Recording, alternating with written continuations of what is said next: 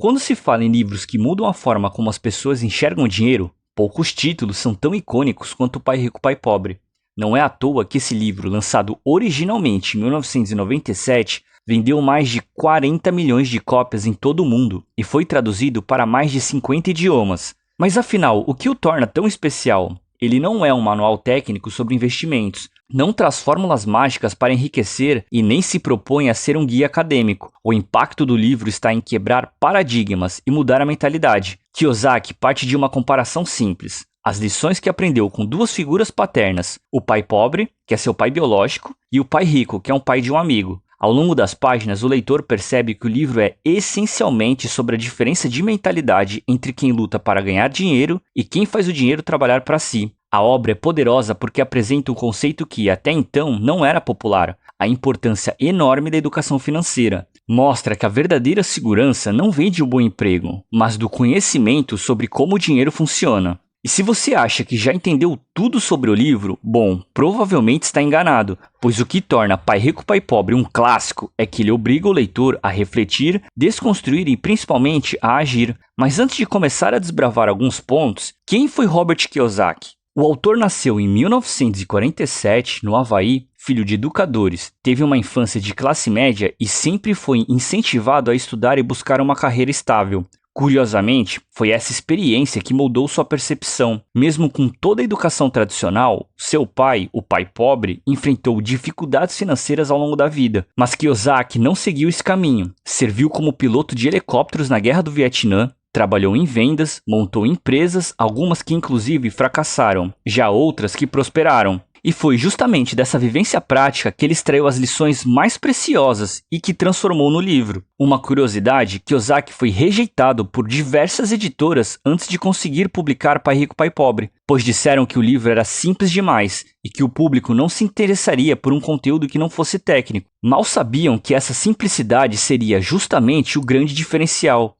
Hoje, ele é uma referência global em educação financeira, palestrante, empresário e investidor, e continua provocando debates ao defender ideias que fogem do convencional, como a crítica ao sistema educacional tradicional que, segundo ele, ensina a ser empregado e não a ser rico. Agora, o primeiro ponto que eu queria destacar do livro e, provavelmente, aquele que mais gera identificação nas pessoas, a corrida dos ratos. Imagina a cena, um rato correndo dentro de uma roda, sem parar, achando que está avançando, mas na verdade nunca sai do lugar, por mais que se esforce, de nada adianta.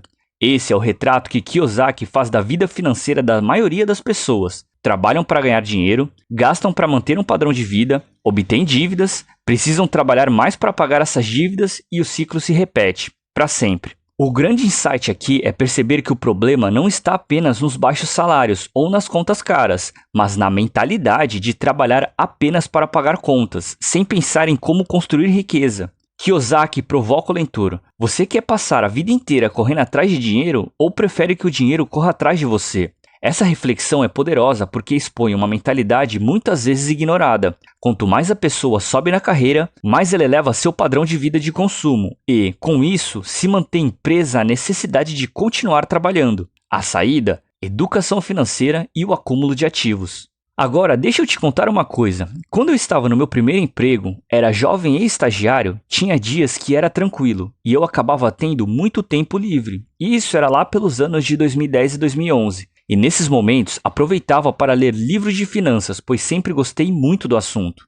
Lembro que um dos primeiros que eu li foi exatamente Pai Rico, Pai Pobre. E esse conceito da corrida dos ratos mexeu muito comigo. Na época, eu recebia um salário mínimo, que era próximo dos R$ 500. Por morar com meus pais, eu conseguia guardar praticamente tudo, pois tinha pouquíssimos gastos. A leitura desse livro, naquela época, me fez, desde cedo, ter a preocupação em tentar garantir o quanto antes uma estabilidade financeira.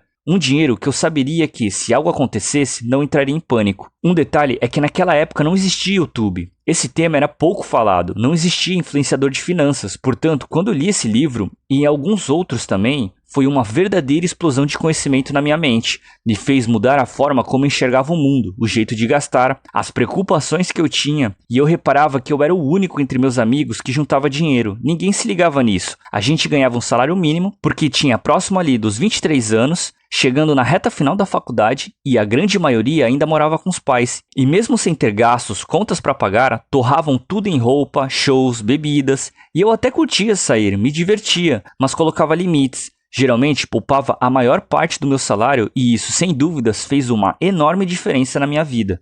E antes de continuarmos, se você gosta desse tipo de vídeo de temas como economia, investimento no mercado de ações, curiosidades do mundo financeiro, se inscreva aqui no canal, pois é o que abordaremos sempre aqui. E já ative o sininho também se você quiser ficar sabendo quando sair novos vídeos.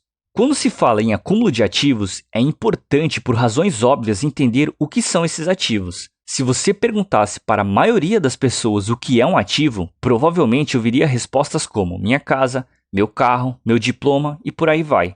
Mas para o Kiyosaki, essas respostas estariam completamente erradas. Ele define ativo de forma simples. Ativo é tudo que coloca dinheiro no seu bolso, enquanto passivo é tudo aquilo que tira. E aqui mora outra virada de chave para o leitor. Sua casa própria, por exemplo, é frequentemente considerada um ativo, mas para o Kiyosaki ela é um passivo enquanto não gera receita. Afinal, você precisa pagar manutenção, impostos e não recebe retorno financeiro por morar nela. Por outro lado, um imóvel alugado que gera renda mensal é um ativo. Esse conceito simples, mas transformador, faz com que muitos leitores revejam completamente a sua visão sobre patrimônio. Mais importante do que acumular bens é acumular ativos geradores de renda, como imóveis para aluguel, ou até mesmo fundos imobiliários que pagam dividendos, ações que pagam proventos, negócios próprios, direitos autorais, entre outros. Kiyosaki reforça: quem constrói riqueza de verdade foca em aumentar sua base de ativos e reduzir os passivos, e é nesse ponto que a corrida dos ratos começa a ser vencida. Quando sua renda passiva ultrapassa suas despesas mensais, você conquista de fato a liberdade financeira. Esse aqui, na minha opinião, é o principal aprendizado de todos os livros de finanças que li na minha vida, sem exageros.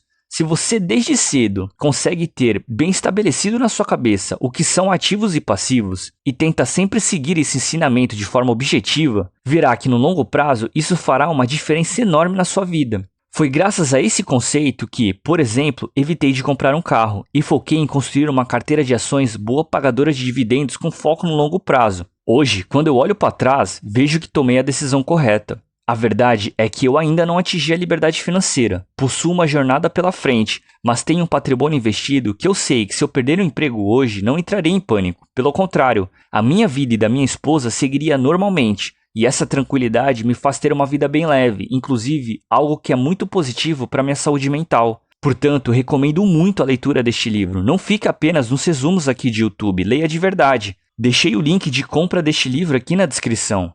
Agora, algumas curiosidades sobre o Pai Rico, Pai Pobre, que está entre os livros mais vendidos de finanças pessoais da história. Só nos Estados Unidos, ficou anos nas listas de mais vendidos do New York Times. Além disso, foi publicado em mais de 100 países. No Brasil, o livro é um fenômeno editorial. Está constantemente nas listas de mais vendidos das principais livrarias e é considerado leitura obrigatória para quem quer entender melhor o mundo das finanças. Outra curiosidade interessante, mesmo com tantas vendas, o livro é alvo de críticas. Alguns especialistas afirmam que as ideias são simplistas demais e que faltam dados técnicos, mas talvez seja exatamente essa a força da obra. Traduzir um tema complexo em linguagem acessível, fazendo com que milhões de pessoas se interessem por um assunto que antes parecia reservado a especialistas. Além disso, o livro inaugurou toda uma franquia. Kiyosaki lançou outros títulos como Independência Financeira e o Guia de Investimentos, aprofundando ainda mais os conceitos apresentados. Por fim, você sabia que diversas escolas ao redor do mundo passaram a incluir no currículo disciplinas de educação financeira inspiradas nas ideias de Kiyosaki?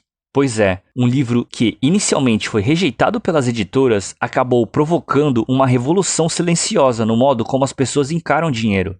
Agora me diz uma coisa, mesmo sabendo de todos esses conceitos, para você, qual é a maior dificuldade de colocar em prática um plano rumo à liberdade financeira e finalmente sair da corrida dos ratos? Diz aqui nos comentários, quero muito saber o que você acha desses ensinamentos de forma prática, afinal de contas, cada pessoa tem suas particularidades e desafios. Ao ler Pai Rico, Pai Pobre, uma das lições mais poderosas que fica é de que a riqueza não é uma questão de sorte ou herança. É, sobretudo, uma questão de comportamento e disciplina. Robert Kiyosaki nos mostra que quem enriquece não é necessariamente quem ganha mais, mas quem consegue manter o foco no longo prazo, resistindo à tentação do consumo imediato para construir ativos que futuramente pagarão suas contas. E talvez esse seja o ensinamento mais negligenciado. Riqueza não é sobre ostentar hoje, mas sobre garantir a liberdade de escolha no futuro. O tempo passa, os salários mudam, mas quem domina a arte de fazer dinheiro trabalhar para si nunca mais depende exclusivamente do próprio esforço. E aqui surge uma reflexão ainda mais profunda. Se é verdade que a mentalidade é a chave, por que tantas pessoas seguem presas à mesma rotina, mesmo após conhecer essas ideias? A resposta é simples e desconfortável. Sabemos o que fazer, mas não conseguimos pôr em prática, porque mudar hábitos é difícil, exige disciplina e, principalmente, exige quebrar paradigmas ensinados desde a infância. E falando em disciplina, existe uma cultura que se destaca justamente nesse aspecto, a japonesa. O Japão, famoso por sua abordagem minimalista e por seus métodos altamente eficientes de poupança, desenvolveu técnicas que ajudam as pessoas a economizar sem sofrimento e com um propósito. Por isso, se você quer ir além dos ensinamentos do Kiyosaki, recomendo fortemente que assista ao meu outro vídeo, A Fórmula Secreta Japonesa para Poupar Dinheiro. Lá eu explico com detalhes uma estratégia simples, prática e milenar, além de citar mais 2 livros muito famosos na cultura japonesa sobre finanças pessoais, que pode transformar radicalmente sua relação com o dinheiro.